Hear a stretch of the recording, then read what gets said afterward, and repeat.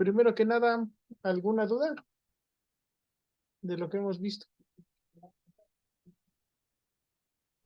No, prof. ¿No? Es, Ujú. bueno, nada más en la tarea. Es que no me da el resultado. Me sale muy elevado. A ver, vamos a revisarlo. ¿Qué problema?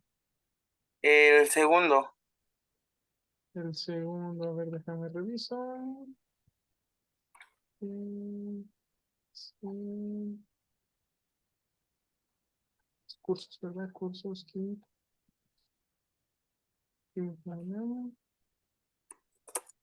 cursos que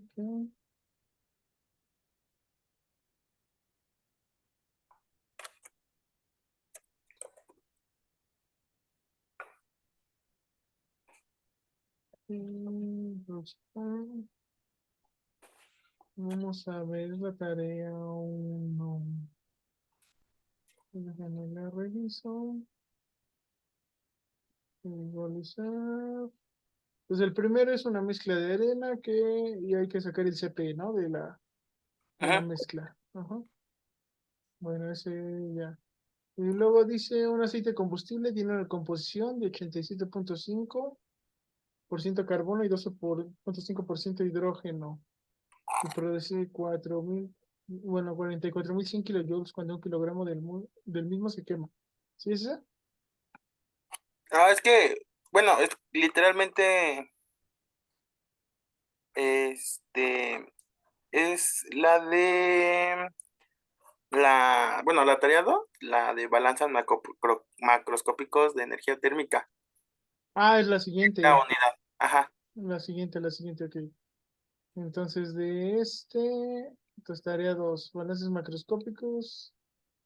Se produce un polvo de cobre de manera continua, atomizando cobre fundido con gas nitrógeno.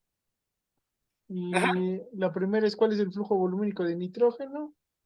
Luego dice En la caso ah, temperatura, ¿no? ajá.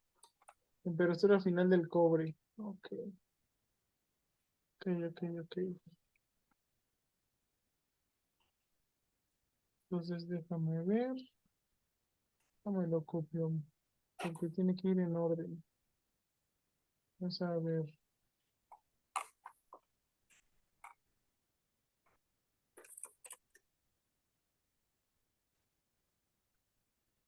Mm,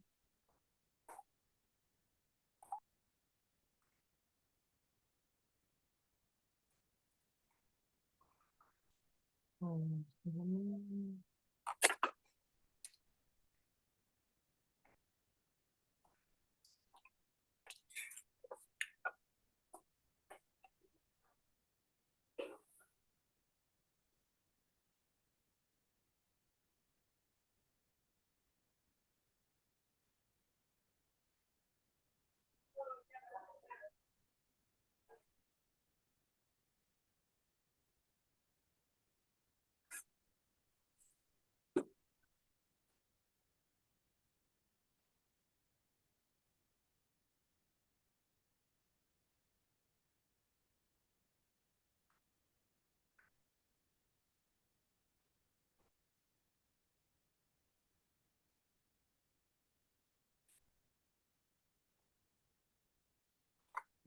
Mm, un segundo. Ujú. Mm, solo son dos preguntitas, ok. Pues a ver, vamos a checarlo.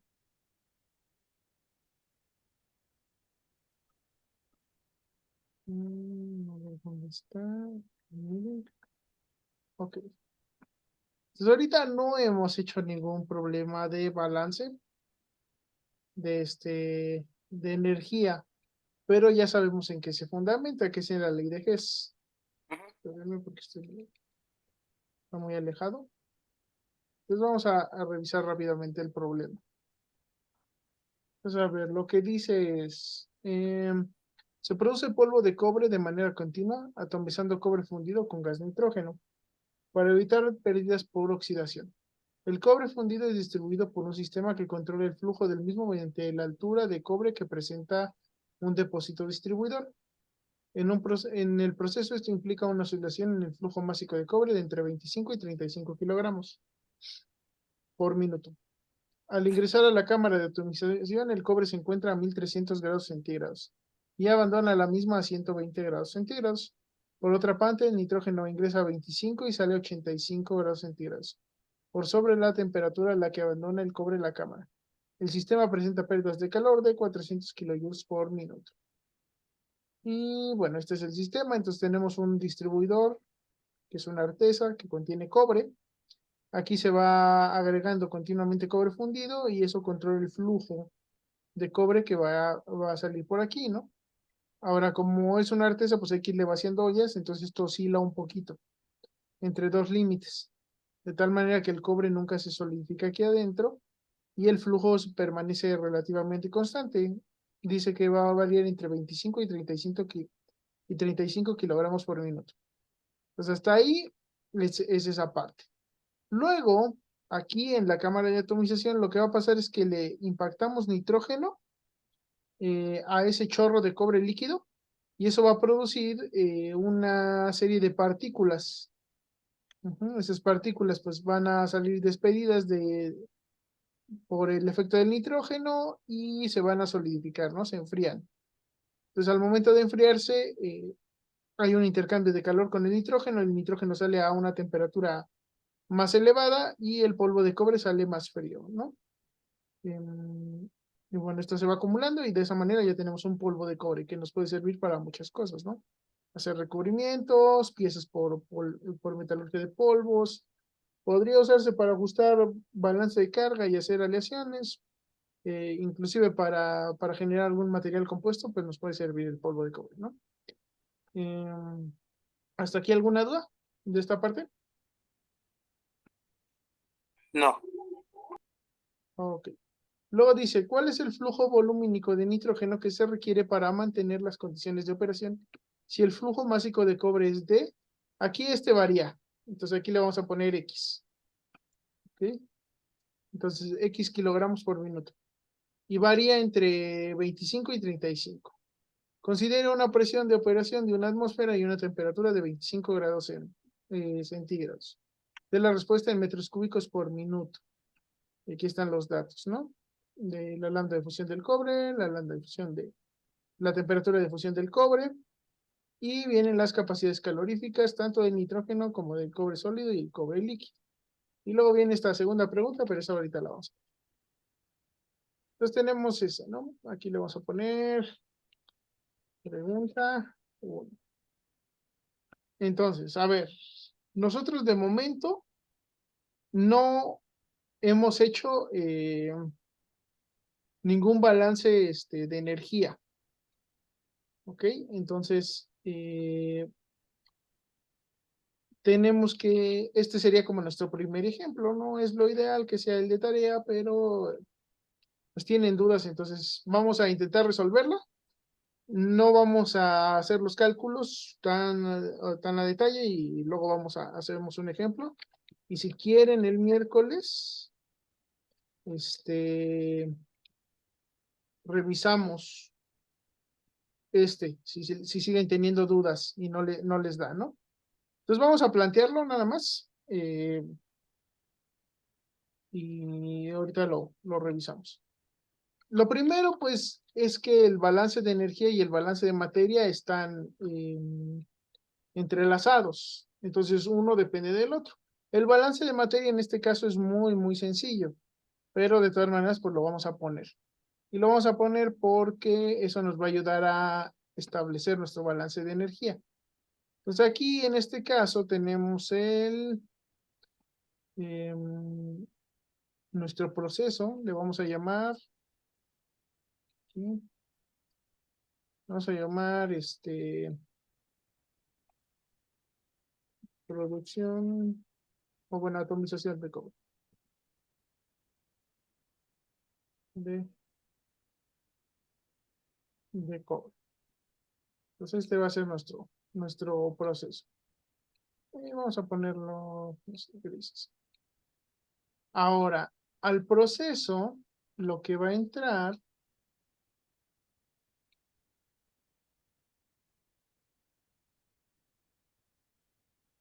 Vamos a ponerlo aquí así. Va a entrar primeramente polvo de cobre. Digo, cobre líquido, cobre fundido. Es lo que entra. Cobre fundido le vamos a poner. Vamos a decir que esta es la corriente 1, cobre fundido. Con todo, sin relleno. Entonces entra este cobre fundido. Sabemos que entran X kilogramos por minuto. Y X varía de 25 a 35, ¿no? Hasta ahí estamos. Luego por aquí lo vamos a atomizar usando nitrógeno. También tenemos una entrada que va a ser nitrógeno.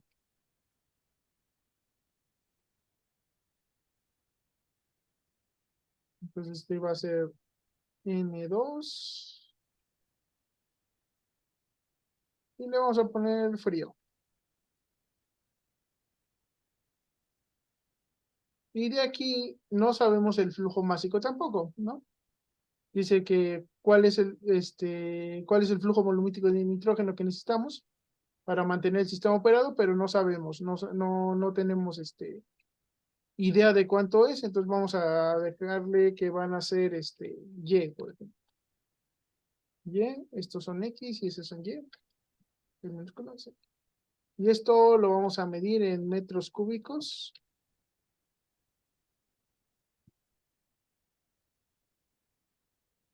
Metros cúbicos por hora, ¿no? Es las unidades que les piden el problema.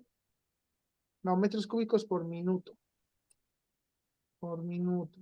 Ahí estamos. Sabemos de este lado que lo que vamos a obtener, y lo voy a poner rojito para que, bueno, rojo no, verde vamos a poner, verde. Vamos a obtener cobre, polvo de cobre. Polvo de cobre. Ok. Entonces eso también lo sabemos. ¿Cuánto polvo de cobre va a salir? Pues van a salir los mismos X kilogramos por minuto que entraron aquí. Este no va a cambiar. ¿Por qué no cambia? Porque no tenemos pérdidas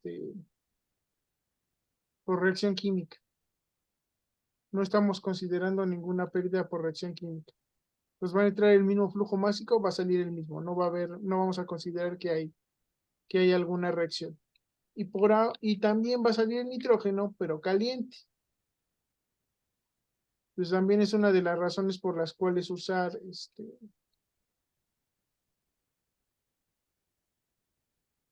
también usar nitrógeno, y es porque es inerte. Es inerte y no va a oxidar el cobre y no vamos a tener pérdidas de materia. Entonces aquí vamos a poner que tenemos como cuarta corriente nitrógeno, pero ahora es caliente. ¿Sí? ¿Y cuánto sale? Pues el mismo flujo volumínico, no va a cambiar esto. Si entraba X, ahora van a entrar y tienen que salir, aquí sí puede cambiar el flujo volumínico. Vamos a dejarlo en masa primero. Vamos a decir que hay una masa, Y kilogramos, y luego lo convertimos a volumen, porque si es en volumen sí puede cambiar con la temperatura. Ese sí se modifica con la temperatura, el volumen de un gas. La masa no, entonces vamos a mantenerlo constante. Vamos a decir que salen Y kilogramos por minuto de nitrógeno caliente. Eh, y bueno, entonces aquí ya está planteado nuestro balance de masa. Entonces, si ven, pues simplemente tenemos balances directos, ¿no? Todo lo que entra sale, todo lo que entra sale. Entonces, una vez conocido cualquiera de estos, puedo calcular hasta cierto punto los demás. Ahora, este de aquí, si se dan cuenta, no tenemos forma de calcularlo. Tiene un grado de libertad porque independientemente de cuánto cobre entre, que ese sí va a ser un dato que me va a dar el problema, en mi caso me dijo que eran 30.5 kilogramos. pero bueno, lo va a variar entre 25 y 35. Entonces, independientemente de ese dato, este no lo puedo saber. ¿Qué es lo que controla ese flujo? Pues las condiciones de operación térmicas. Entonces voy a poner además la temperatura a la cual están las corrientes. Entonces yo sé que este está a 1300 grados centígrados. Yo sé que este sale a 120, decía. A 120 grados centígrados. Sé que el nitrógeno entra a 25 y sale a 85 por sola la temperatura a la que el cobre abandona la cámara. Entonces entra a 25 y sale a 85 más la temperatura de salida del cobre. En este caso en particular sí sabemos cuál es la temperatura de salida del cobre, ¿no? Son 120.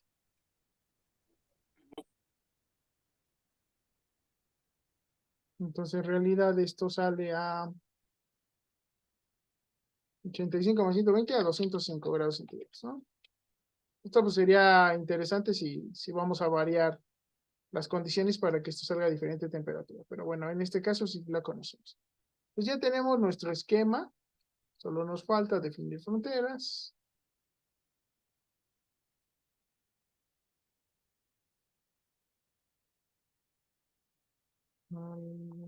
Sí, las podemos poner.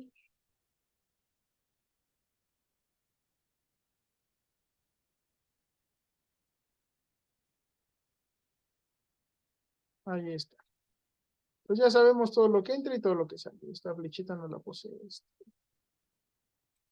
Verde, que es de salida. Tenemos dos entradas y dos salidas. Ahora les decía, en este caso, el flujo de nitrógeno no está dado por el balance de materia, sino que está dado por el balance de energía. Entonces eso va a modificar algunas cosas que tenemos que calcular. De momento, ¿alguna duda de esta parte? Creo que no. Ok, Mm,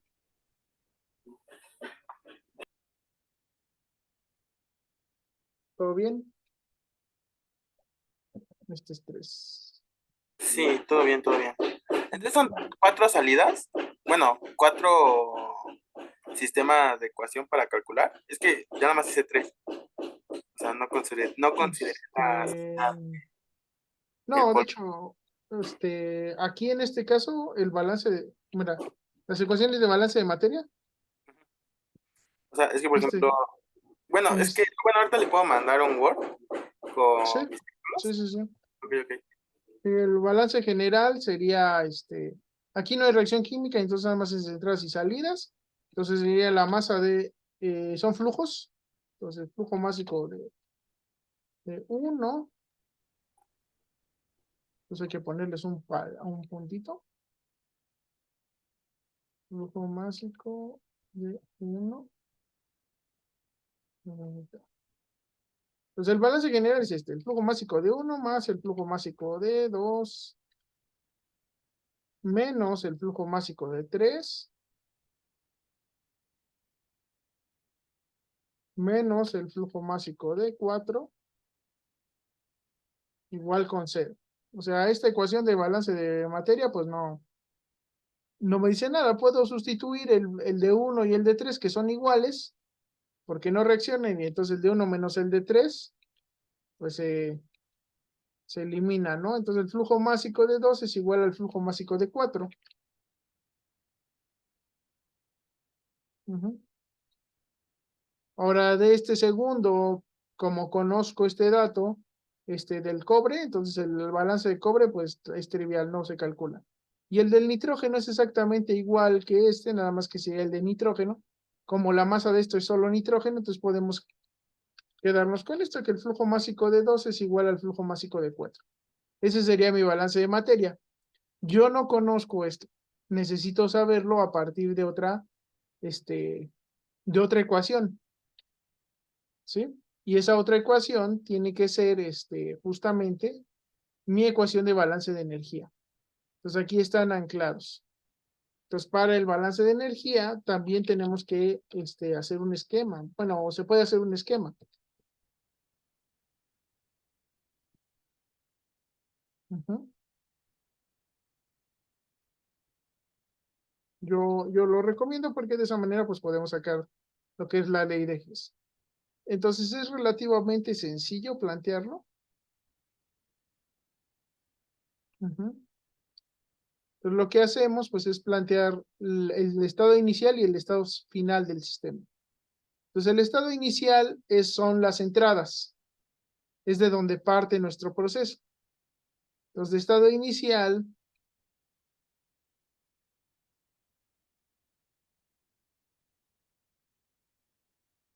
tendríamos cobre,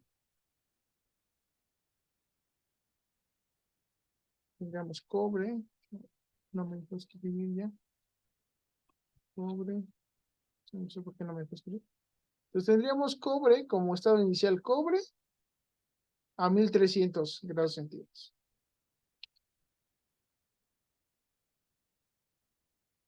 Y serían X kilogramos por hora, ¿no? Kilogramos por minuto. Esa es nuestra primera entrada. Pues partimos de esto. Y tenemos nitrógeno, y kilogramos por minuto, a 25 grados centígrados. Ese sería mi estado inicial. Y kilogramos por minuto de nitrógeno a, 25 grados centígrados. Este es mi estado inicial. Ahora, ¿en qué se basan los balances de energía?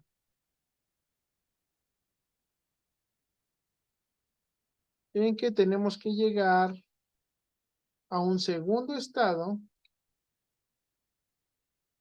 sabiendo que la suma de las entalpías o de todas las fuentes de calor va a ser igual a cero. Entonces aquí tengo que llegar a que casualmente pues son los mismos materiales porque no hay reacción química. Entonces el estado final serían otra vez X kilogramos de cobre por minuto, pero a 120 grados centígrados, y Y kilogramos de nitrógeno, pero a 205 grados centígrados. Y yo quiero llegar desde aquí hasta acá, sabiendo que la suma de todas las fuentes de calor, y aquí le pueden poner delta H o le pueden poner H, sea igual a cero. Entonces yo quiero que se cumpla esto. Este es mi balance de energía.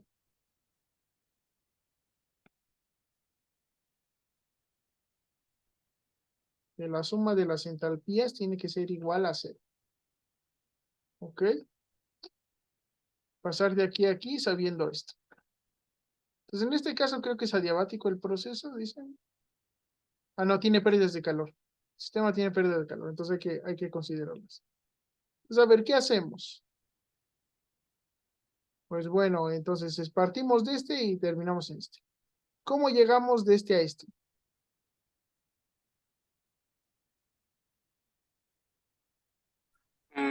Pues calculando las dos diferencias de lo que, del estado inicial al estado final al que queremos llegar. Entonces, este cobre a cobre 120, pues es un calor sensible, ¿no? Tiene una transformación, tiene un calor latente, hay que considerarlo.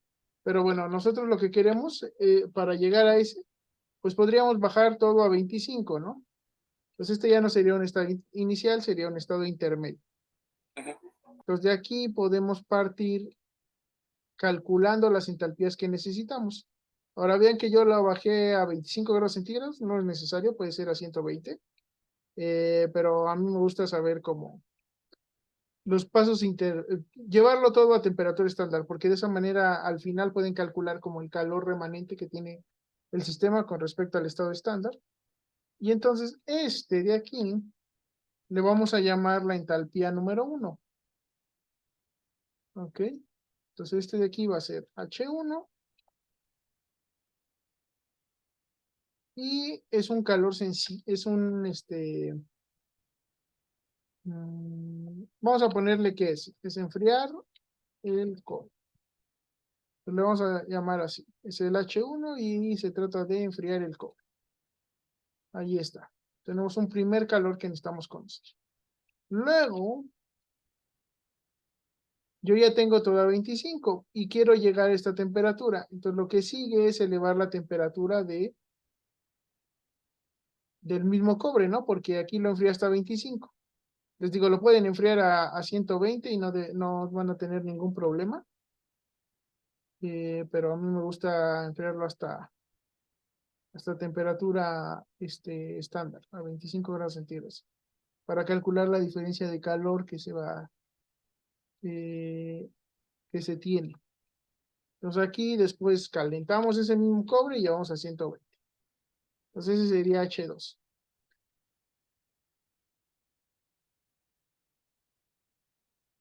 H2 sería calentar el cobre.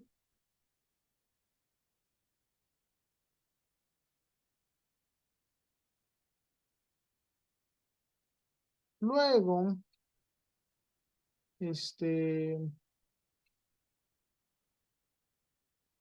otro estado que podría hacer, ya nada más me resta, ya tengo cobre a 120. Me falta tener el nitrógeno a 205. Y ese sí es puro calor sensible. Pues lo podemos poner aquí abajo. Mm,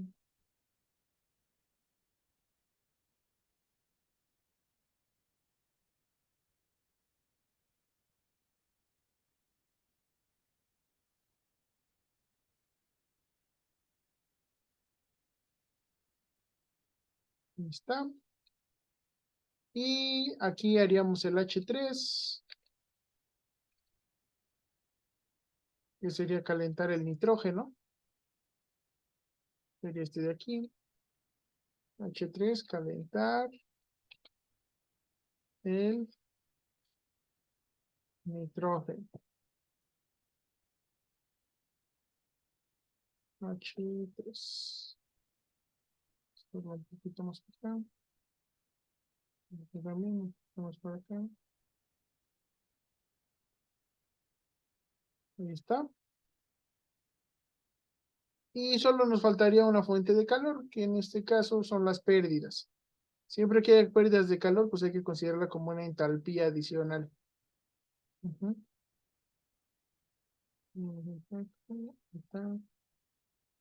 Y ese normalmente le ponemos HL, porque en inglés son heat loss, pérdidas de calor. Pues normalmente va así, ¿no? Pues estas serían las pérdidas de calor.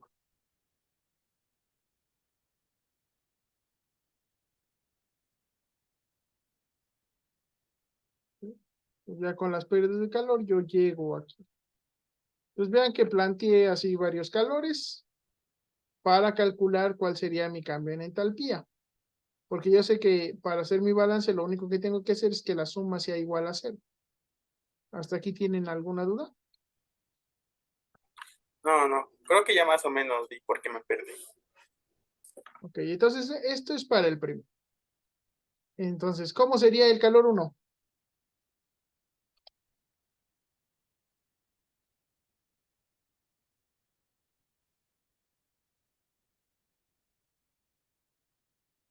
H1 es un calor que es un calor de enfriar, ¿no? Ah, ya sé qué pasó, lo cambié de lugar. Este, español. H1 es enfriar el cobre. Pues, ¿cómo calculan el enfriamiento del cobre? ¿De qué partimos? De cobre fundido a 1300. Pues lo primero que sería calor de qué tipo para enfriarlo. ¿Cómo el calor de qué tipo? Ajá, hay de reacción, hay latente, hay sensible. Tenemos Ah, cobre líquido. Pues vamos a usar el... Tenemos líquido, vamos a pasar a sólido. Es que no me acuerdo cuál Ajá, entonces el líquido ya, a ya, sólido necesitas el latente, pero latente. tú Ah, partes del líquido a 1300 y el líquido solidifica a 1085. Entonces primero hay que enfriar ese líquido, ¿no? Porque entonces, no va a cambiar de fase hasta esta, ok. ¿sí? Entonces primero necesitamos un calor latente. Entonces ese calor latente va a ser un calor latente de fusión. Entonces vamos a ponerle que es el número de moles del cobre.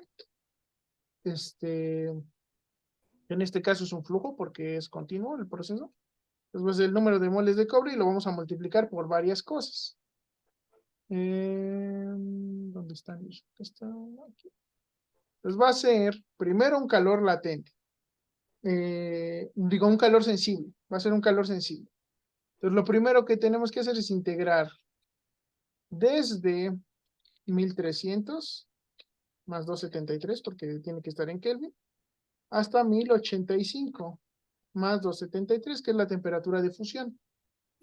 ¿Ok? Del Cp del cobre, pero líquido. ¿Ok? Diferencial de temperatura. Entonces, primero enfriamos ese. Luego, ahí ya viene el cambio de fase. Hay que solidificarlo, que es lo que decían.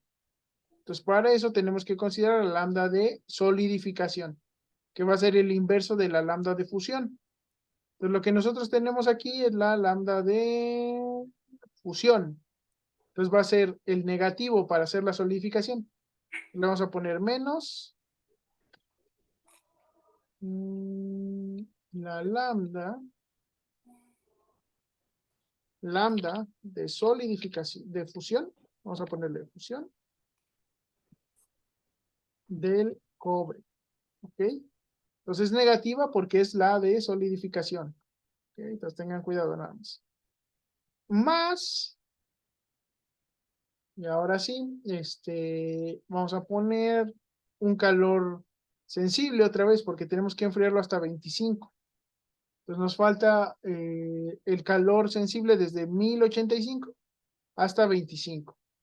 Entonces va a ser este mismo, un calor sensible, pero en este caso partimos de la temperatura de fusión y lo vamos a llevar hasta 25 grados centígrados, pero no va a ser líquido, ahora va a ser sólido. ¿Ok? La temperatura de el calor sensible del cobre sólido. Ahora, yo, como les había dicho, normalmente eh, lo que hago es ponerle un signo negativo porque este calor que estamos calculando aquí toma como referencia el cobre como material y yo el cobre lo tengo adentro del proceso. Entonces está dentro de mi sistema, está dentro de mis fronteras. Entonces este calor que el cobre está perdiendo, en realidad yo lo estoy ganando. Tiene que ser un calor positivo porque es un calor que puedo usar para el proceso. Entonces aquí hay que, de lo que hacen normalmente, que es el cálculo termodinámico usando como sistema su material, vamos a cambiarle el sentido. Entonces ahora va a ser el calor que nuestro cobre nos proporciona al sistema. ¿Ok? Pues ahora ya lo tenemos así. Luego, el H2, o bueno, no sé, ¿tienen alguna duda de esta parte?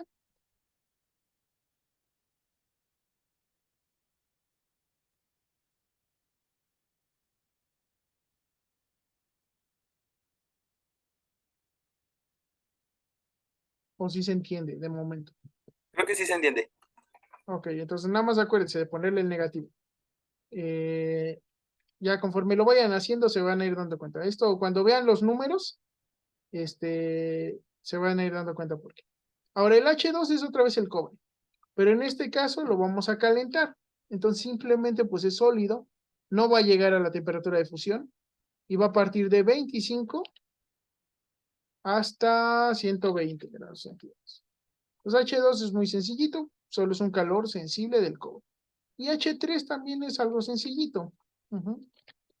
Este H3, en el caso de H3 va a ser del nitrógeno y va a ser también un calor sensible. Lo estamos calentando, entonces va a partir de 25 y tiene que llegar a 120 más 85 más 273, porque sale 85 grados por sobre la temperatura del cobre. Entonces ahí está, sale a 205 grados centígrados, en Kelvin va a ser este. Y el CP, pues no va a ser el del cobre, va a ser el del nitrógeno, ¿no? Y ese es gaseoso. Pues ahí están nuestros tres calores. Tenemos un cuarto calor, que son las pérdidas de calor. Ujú.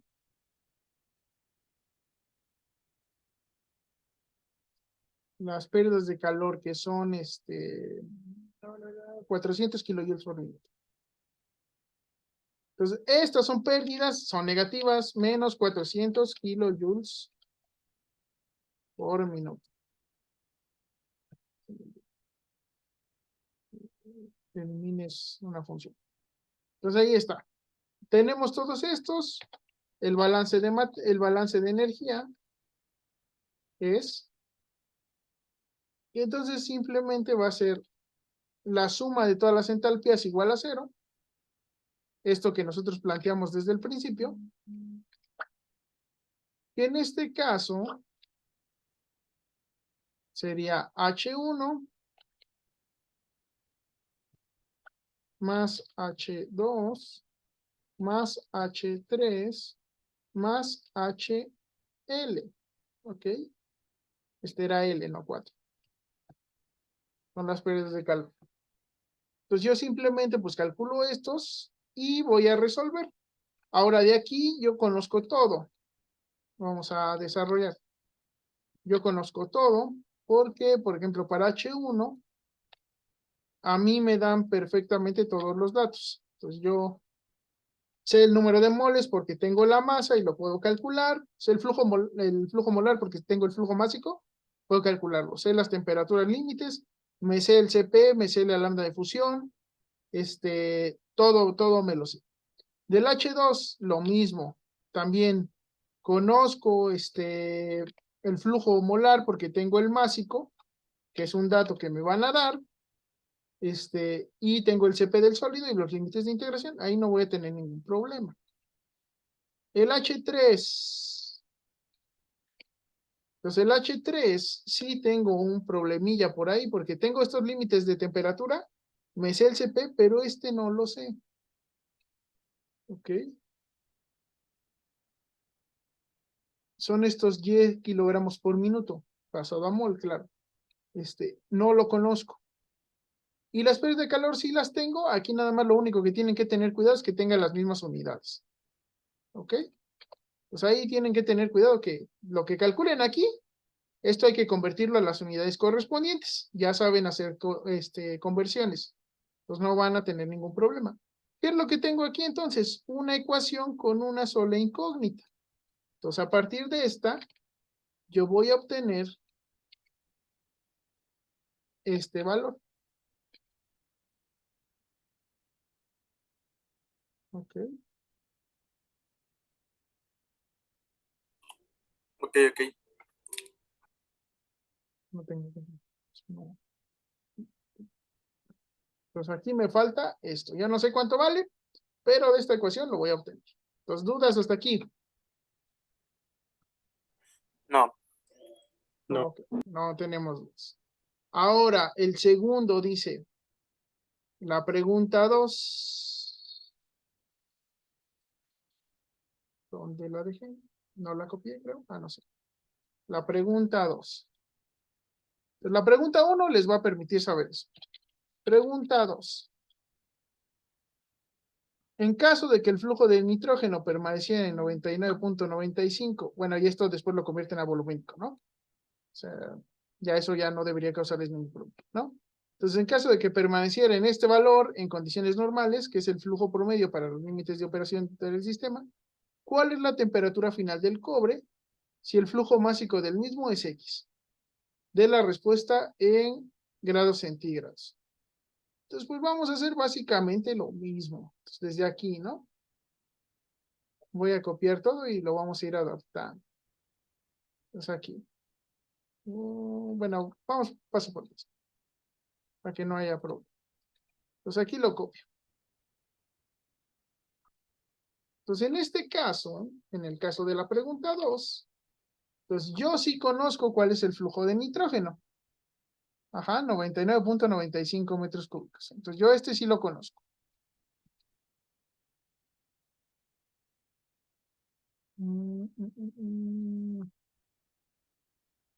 Bueno, no. Yo lo conozco, ¿ok? Entonces, yo sé que este es 99.95 metros cúbicos a la entrada, ¿no? A la salida es diferente, pero puedo calcular el flujo másico y el flujo molar y ese va a ser invariante. El volumínico sí va a cambiar un poquito. Pues ténganlo en cuenta. Calculen el flujo másico en la entrada con estas condiciones. Los límites. ¿Cuál es la temperatura si el flujo másico es este? Este también lo conozco. Y de la respuesta en grados centígrados. Aquí lo que no conozco es la temperatura de salida del cobre y por eso era importante esta parte de que sale a 85 grados por sobre la temperatura de salida del cobre. Porque en este caso, por ejemplo, yo no conozco a esa temperatura a la cual sale, pero sé que este va a salir 85 por arriba de esta. Y esta de entrada, pues la conozco. Entonces, ¿qué es lo que no conozco aquí? Ya conozco los flujos másicos. Aquí el balance de materia, pues ya lo tengo hecho. Lo que me va a faltar es temperatura de salida. Entonces, otra vez tengo que plantear el balance de energía. El balance de materia, pues ya lo tengo. No hay ningún problema. Entonces, otra vez planteo el balance de energía. ¿Ok? Y va a ser muy similar al que tenía anteriormente. Entonces, en este caso, el balance de energía, ¿de qué parto? De esto a 1300, lo enfrío a 25, pero en este caso el cobre no sé a qué temperatura sale. Sé que sale a una temperatura de salida.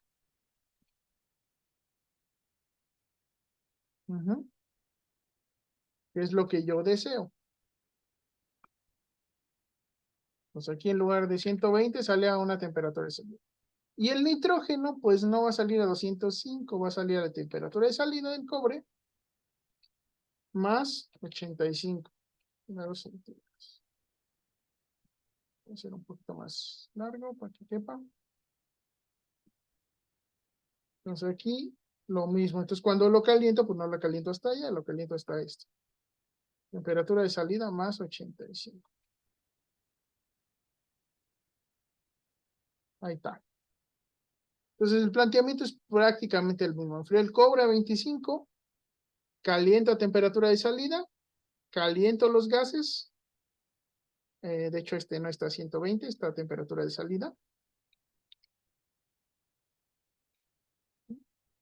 Y termino de calentar, ¿no? Y con las pérdidas de calor ya llego a lo mismo. Las pérdidas de calor se mantienen no dice, creo que dice en el párrafo anterior, entonces sí se mantiene. Entonces ahora mi balance de energía, pues simplemente lo que cambia es que este no sale a 25, ¿no? Bueno, aquí sí, el calor 1 sí estoy enfriando hasta 25. Pero este calor 2, pues no es a 120. Sale a temperatura de salida. Vamos a ponerle salida. Entonces yo no conozco esa temperatura. Aquí va a salir a la temperatura de salida del cobre.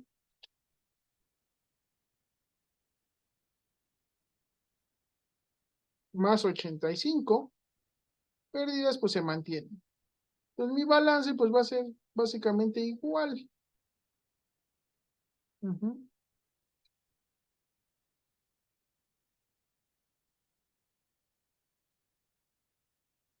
Básicamente igual. En el aspecto de que pues es la suma de todas las entalpías. Otra vez van a ser 4.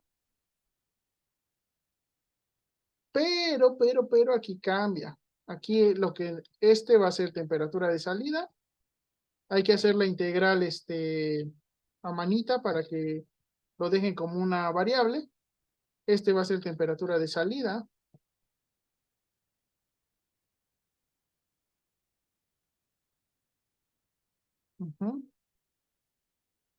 Y en este caso, pues ustedes sí van a conocer este no van a tener ningún problema en calcularlo, el flujo molar de nitrógeno, porque conocen el flujo volumínico del que parten, entonces no van a tener problema en calcular el flujo molar. pero el que sí no conocen es la temperatura de salida. Y cuando al momento de hacer la evaluación de los límites les va a quedar como una variable. Pues aquí en realidad en vez de calcular lo que es el flujo de nitrógeno, les ayudaría a calcular la temperatura a la que sale el cobre, que sería su variable en este caso, ¿no?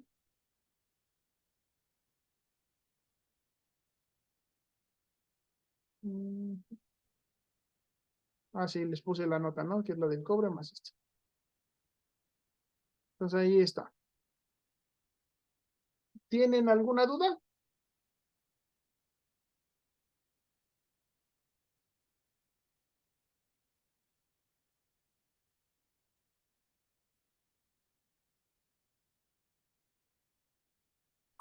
No, creo que no.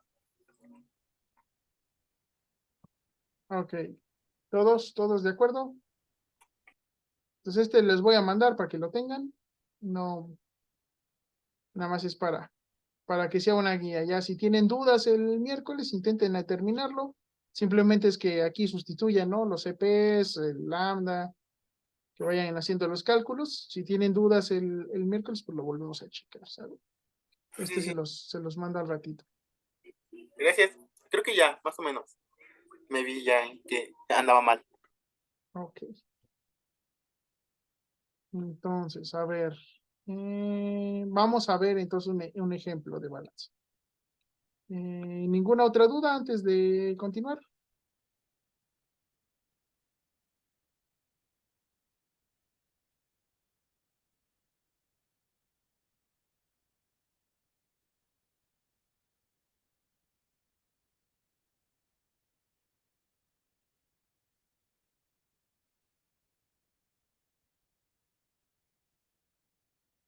Pues vamos a ver un primer ejemplo de un balance de energía y es un balance que ustedes a lo mejor ya hicieron alguna vez, que es el cálculo de temperaturas de flama diabática.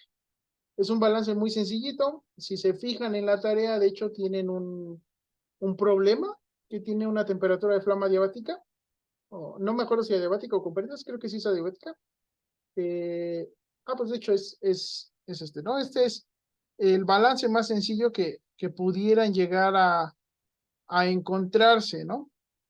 Entonces aquí dice un kilogramo, un aceite combustible tiene una composición de 87.5% de carbono, 12.5% de hidrógeno y produce 44.100 kilojoules. Cuando un kilogramo del mismo se quema produciendo dióxido de carbono y vapor de agua, ¿cuál es la temperatura de flama cuando el aceite es quemado con el doble de la cantidad estequiométrica de aire? Considere que 19.7% del calor producto de la reacción se pierde en los alrededores de la flama en Kelvin. Déjenme ver, porque si tiene pérdidas de calor no es adiabática, entonces no le podemos llamar así. Este sería temperatura de flama. Para considerar las pérdidas de calor, ok. Entonces sí, no es adiabático, parece ser. Tenemos pérdidas de calor. Entonces al tener pérdida de calor, pues ya no es adiabática. Adiabática es pérdida de calor igual a cero. Ahorita lo corrijo. Pero bueno, tenemos los datos, el CP del oxígeno, nitrógeno, dióxido de carbono y del vapor de agua. Este es el CP del vapor de agua. ¿Qué es una flama? Una flama es un gas a alta temperatura, producto de una combustión. La reacción de combustión lo que hace es reaccionar un comburente con un combustible para liberar calor y gases, productos de la reacción, ¿no? Lo primero que tenemos que hacer en cualquier balance de energía es hacer el balance de materia. El balance de materia ya lo hemos estado viendo, no deberían tener mucho problema, pero bueno, lo planteamos, ¿no? Entonces, lo primero, pues, es plantear su sistema. En este caso, normalmente los quemadores se representan con un triangulito, ujú, donde van el combustible y el comburente y sale la mezcla de gases, que es la flama, ¿no? De esta manera. Entonces aquí lo que tenemos es que entra un kilogramo de aceite con esta composición El aceite, como es un líquido, la composición nos las están dando en masa. Tenemos el aire, que el aire es un gas. Entonces esta composición está en mol.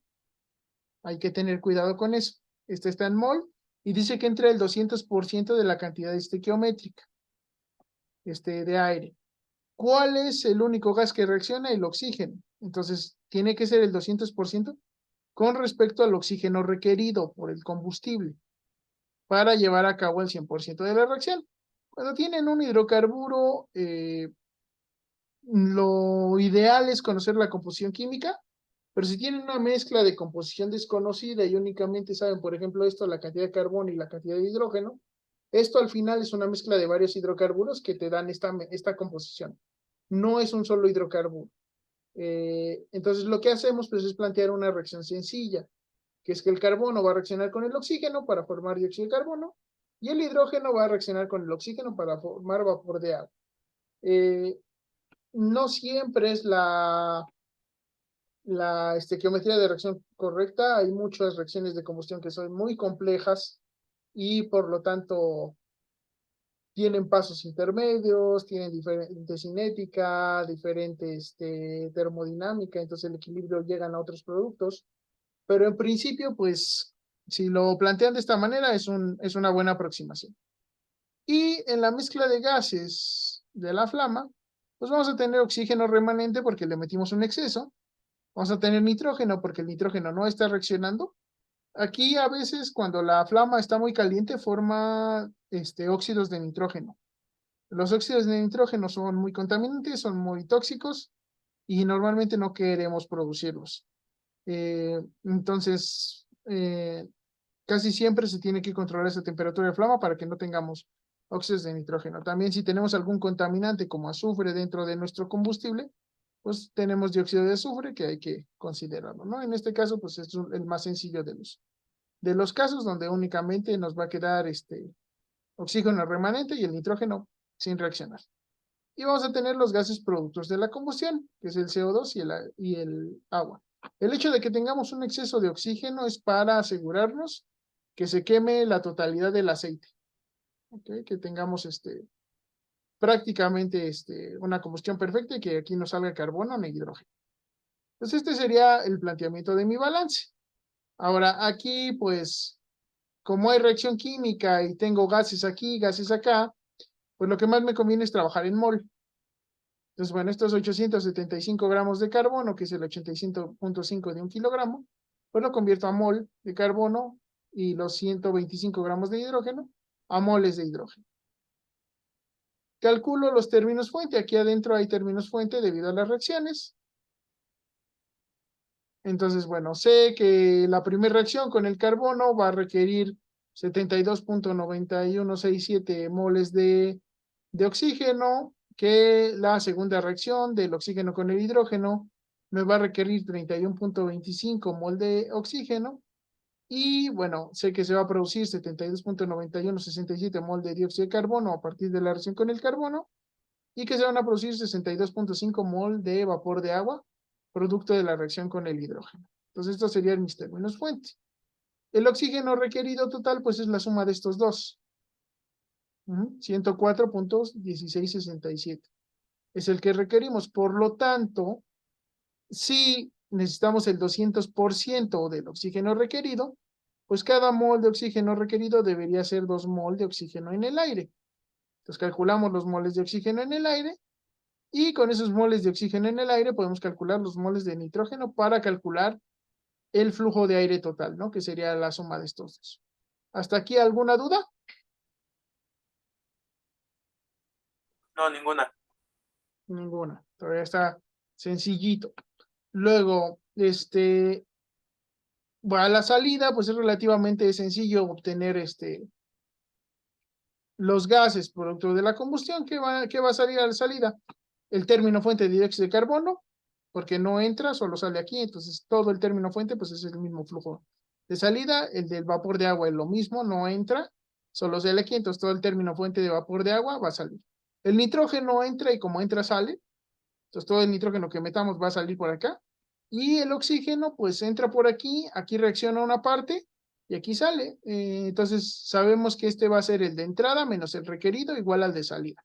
Entonces calcular la composición a la salida pues, es relativamente sencillo, ¿no? Son estos. Entonces nada más vean que el 783 es ahí.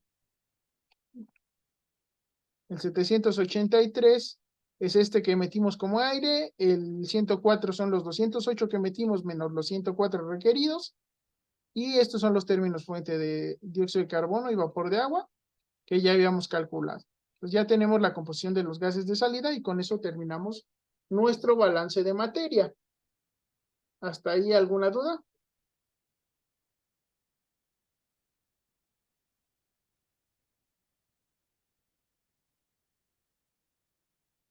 No, profe. ¿No?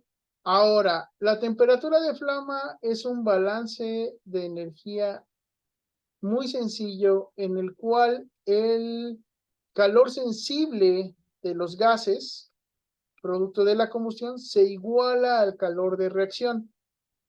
Entonces, lo que sí conocemos es el calor de reacción. Nos lo dicen, que son 44.100 kilojoules. Entonces, lo podemos calcular en calorías, pero este sí lo conocemos, es un dato conocido. Y hay que igualarlo al calor sensible de los gases, ¿no? Estamos considerando que toda la energía de la reacción se va a convertir en temperatura, en calor sensible, en un cambio de temperatura.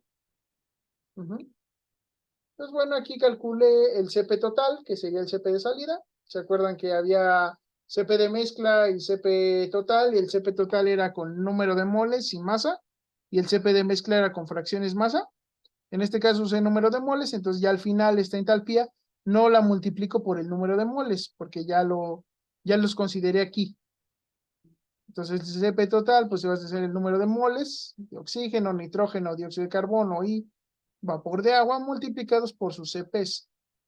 Y de esa manera, pues, calculo el CP total, ¿no? Que sería este por este, más este por este, más este por este, más este por este, me da este. Luego el segundo es el número de moles por el segundo término, número de moles por el segundo término, número de moles por el segundo término, número de moles por el segundo término, y me da este. Y luego sería el número de moles por el tercer término. Aquí no hay tercer término, número de moles por tercer término y número de moles por tercer término, y me da el tercer término. Y la entalpía entonces va a ser la integral desde la temperatura hasta la temperatura de flama de este CP. Esto va a ser muy similar a lo que van a tener que hacer de tarea para el polvo de cobre. Ahí también no conocen una temperatura, entonces más o menos es lo mismo que aquí, ¿no? Entonces, bueno, integramos por t cuadrado sobre 2 menos, entre menos 1, entonces me queda más, a la menos 2 más 1 a la menos 1. Integro. Ordené aquí, puse el primero el término cuadrático, luego el término lineal y luego el término a la menos 1 y evalué. Entonces la temperatura de flama no la conozco, la evaluación se queda tal cual y la otra sí la conozco, entonces menos 298.15 al cuadrado, menos 7182.8642 por la 298.15 y menos 180 no, 18.541.672.8 sobre 298.15. Estos tres los puedo evaluar, son términos independientes, los sumo y los acomodo aquí en la entalpía. Entonces vean que aquí acomodé mañosamente el término cuadrático, lineal, independiente y a la menos 1, ¿no? Van en el orden de potencia de la temperatura de flama. ¿Hasta aquí alguna duda?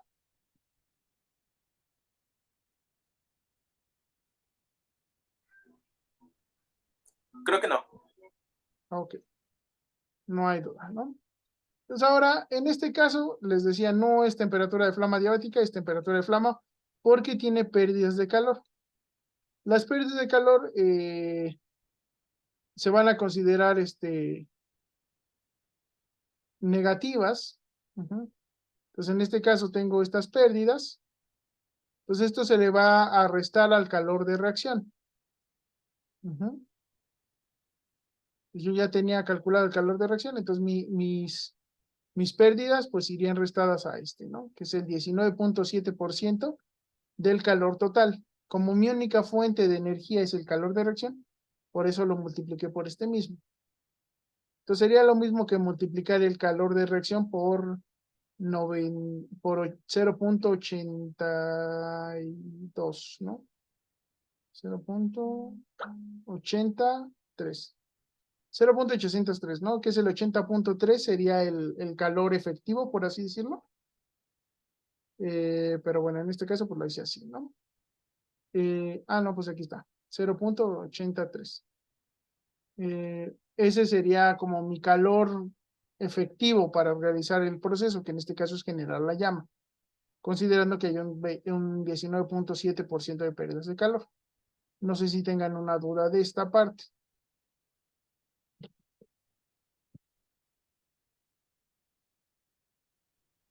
¿Lo puede repetir, por favor? Ok. Vamos a ponerlo en el apunte para que quede más claro. Ok.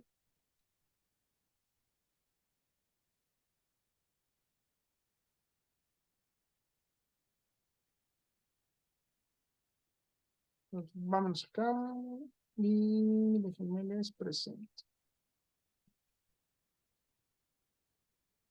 Entonces aquí, ¿qué son las pérdidas de calor? ¿Qué son las pérdidas de calor? Entonces aquí, las pérdidas de calor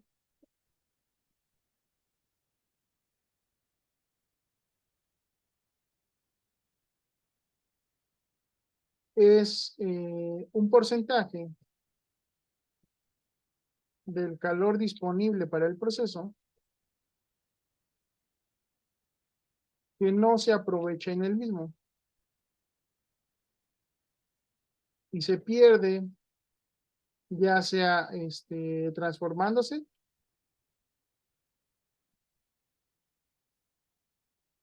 en otra forma de energía, o bien como transferencia de calor del sistema con los alrededores. Y eso sería como calentando el entorno que rodea nuestro sistema. En el caso de una llama, piensen que es el que estamos viendo, piensen que esa flama no se queda contenida en la geometría que genera, sino que alrededor de la llama se empieza a calentar el aire. Entonces ese calor no lo estoy aprovechando yo por sí en forma de flama, sino que se está perdiendo en calentar la atmósfera. Entonces se reduce la temperatura de mi flama. Por ejemplo, si una reacción exotérmica libera 1000 calorías, vamos a decir, un número así sencillo, y las pérdidas de calor son del 30%, entonces eh, el calor que se aprovecha en el proceso son solo 700 calorías. Es decir, las pérdidas de calor son de 300 calorías. Entonces, sobre el calor total. Si en este mismo proceso, además de la reacción, tenemos una fuente de calor adicional, por ejemplo, que exista la entrada, o bueno, la generación mediante una resistencia eléctrica, que nos aporta 500 calorías. En este caso, unas pérdidas de calor del 30%.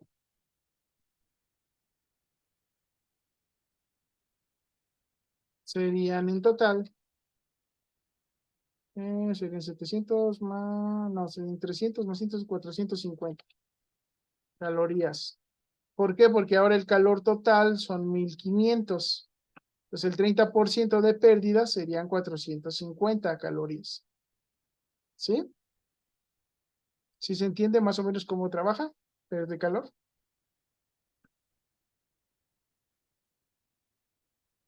Sí, profe. Ok. Entonces, ejemplo. ¿Cuáles son qué porcentaje? Vamos a poner. ¿Qué porcentaje de calor, qué porcentaje de pérdidas de calor tiene un proceso que pierde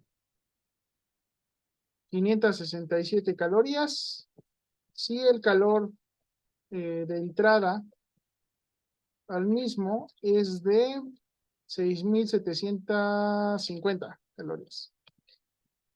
calorías? Pues, ¿cómo calcularían esto? ¿Cómo calcularían este porcentaje de pérdidas de calor?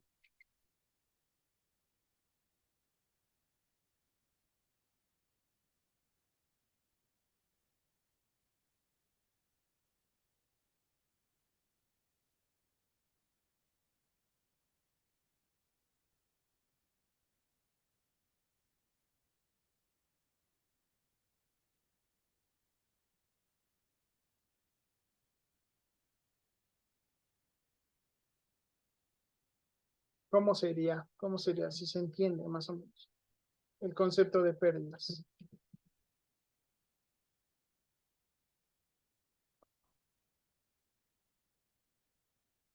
Vamos a ponerle 1500 para que sea un número más grande. ¿Cómo serían las pérdidas de calor de este proceso? ¿Qué tendrían que hacer?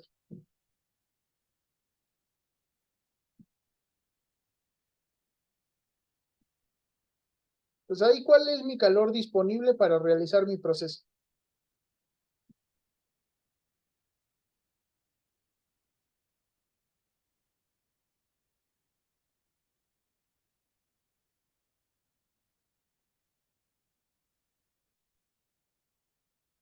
Aquí en este ejemplo, ¿cuál es mi calor disponible para realizar mi proceso? ¿Son las 1567 o son las 7750?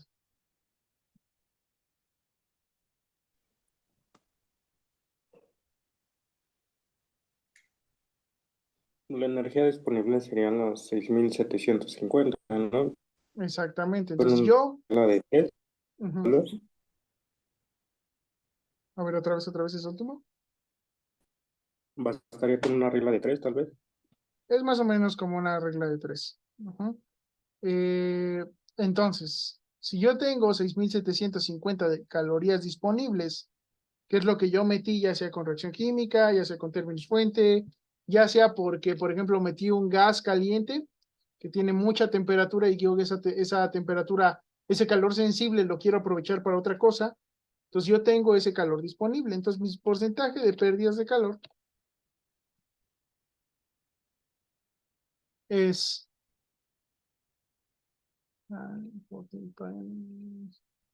es el calor de entrada total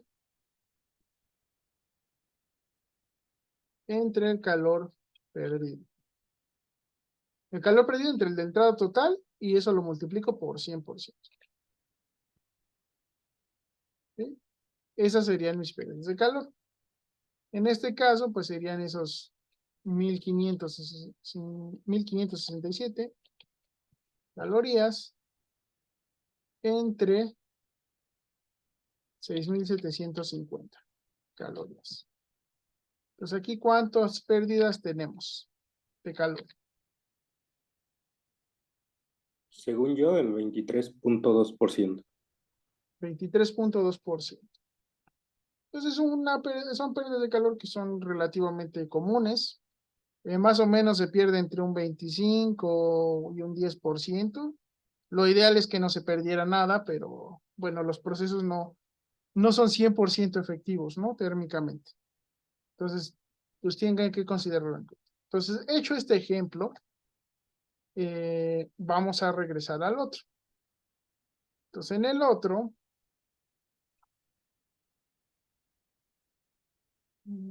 es este. Entonces, bueno, aquí, yo decía, aquí lo que me dan es por el porcentaje de calor aprovechado. Yo lo que decía en este ejemplo era que había un 19.7% de pérdidas de calor. Entonces, ese 19.7% sería que de cada 100 calorías que yo meto, 19.7 se pierden. Pues por eso aquí, para calcular las pérdidas de calor, consideré el calor total de entrada, que en este caso es el calor de reacción. Es mi única fuente energética. Pues como yo ya tengo el calor de reacción, mis pérdidas de calor serían el 19.7% de ese. Entonces va por 19.7 entre 100, que es 0.1977, 19.7. Calculo estas pérdidas y entonces mi calor disponible pues va a ser este. En realidad, este sería mi calor efectivo, por así decirlo. No el de reacción, sino el que queda tras las pérdidas. ¿Sí queda claro? Ok, sí. Ok. Pues ya que tengo todas mis fuentes de energía, que en este caso solo son dos, es el calor de reacción y la entalpía de salida, el calor sensible, entonces hay que igualar, que sería lo mismo que hacemos en un balance de energía. Este es el balance más sencillo, una entrada y una salida. Pues mi entrada es el calor de reacción, mi salida es el calor sensible. ¿No? Aquí lo único que no conozco es temperatura de flama, entonces me queda una ecuación con una incógnita. Aquí simplemente resté este a este y lo pasé del otro lado. Bueno, este queda restando y entonces ya me da aquí. Creo que este es adiabático, porque creo que era el original. Déjenme veo, ¿por qué? No, es este, pasa positivo, entonces suman estos dos y entonces me queda este. Ok, sí. Sí, sí, sí, o este pasa negativo y entonces suman y queda este. Ok. Entonces ya tenemos como una ecuación con una incógnita, igualándolo a cero. Una forma de resolver una ecuación de este tipo es multiplicando ambos términos por temperatura de flama. Como ya les había dicho, si después quieren evaluar el calor de salida, tienen que evaluarlo en esta expresión. Este truco de multiplicarlo por la temperatura cambia, ¿no? Por la magnitud de ambos lados de la ecuación. Entonces aquí cambiaría un poquito. Pero bueno, así me queda una ecuación cúbica. Temperatura de flama al cubo por A por temperatura de flama al cubo, más B por temperatura de flama al cubo, más C por temperatura de flama, más D. Sería el independiente. Y todo igual a C. Y esto ya se puede resolver en una calculadora o en cualquier software que ustedes elijan. Y de esa manera, pues, llegamos a la solución, que en este caso mi temperatura de flama sería de 1338.25 Kelvin, con 19% de pérdidas de calor. ¿Ok? Entonces, no sé si tengan alguna duda de esta parte.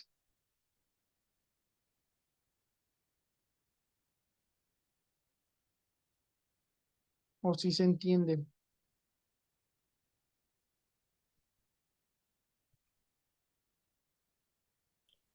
O sea, como todavía hay más pérdida de calor.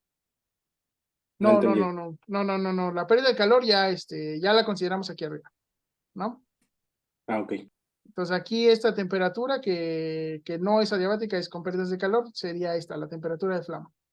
Ah, muy bien. Entonces si quieren hacerlo adiabático, en lugar de meterle aquí el 8.461.720, pues pónganle el 10 millones, ¿no? El calor original, considerando 0% de pérdidas. Sería aquí 10, sería 10.537.634. Y entonces ya sería la temperatura de flama adiabática. ¿Ok? Pero bueno, no sé si tengan alguna duda.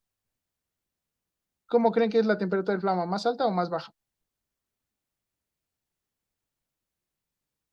Con respecto a esta. ¿Más baja? ¿Más baja? ¿Por qué tendría que ser más baja?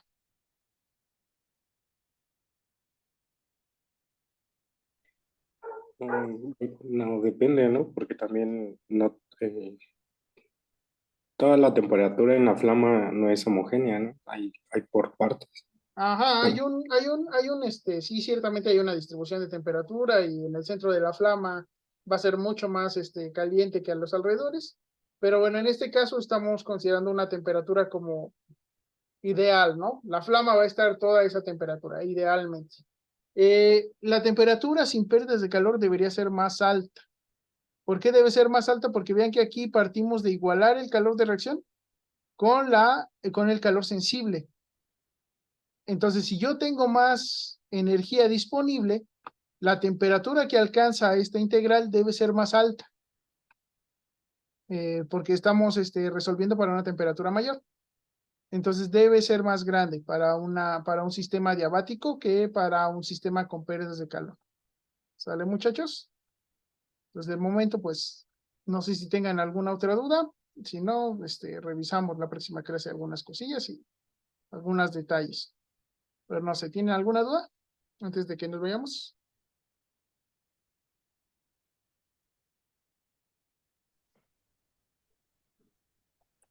El problema es bueno, más bien, el problema que mandó por correo, tiene que ser a fuerzas en equipo.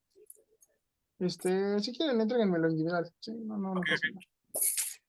Vale. ¿Sale? ¿Sí, alguna otra duda? no. No. Entonces piensen en eso. Si no hay pérdidas, tengo más calor disponible, alcanzo más temperatura. ¿Sale? Entonces nos vemos la próxima clase, muchachos. Si tienen dudas de la tarea, la revisamos, intenten hacerla. También si tienen dudas de la otra, pues también las revisamos, o sea, las que tengan, ¿sale? Entonces, si no hay más dudas, nos vemos la próxima clase. Sí, profe, muchas gracias. ¿Vale? Nos vemos.